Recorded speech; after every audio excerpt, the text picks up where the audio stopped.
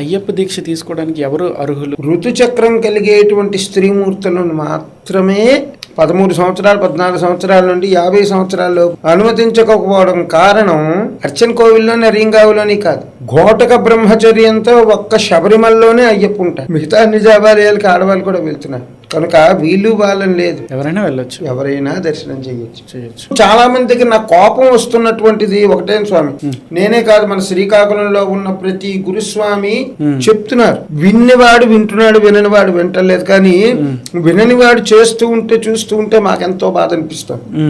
7 గంటలోపు hotel దగ్గర నించోని అల్పాహారం తినడం అనేటువంటిది మహాపాపం, కూర్చొనే తినాలి. చాలా మంది అలాగే తింటున్నారు కదా బయట. ప్యాంటు షర్టు తోటి ఎలా పడితే అలాగా రోడ్డు మీద నించొని స్వామి దోశ వెయ్యి, స్వామి ఇడ్లీ వెయ్యి అని అంటుంటే నించొని భుజించడం తప్పు. నఖకేశ సంస్కారాలు రెండూ పనికిరా. ఇవన్నీ పూర్వం నుంచి ఉన్నవే స్వామి. స్వామియే శరణమయ్యప్ప.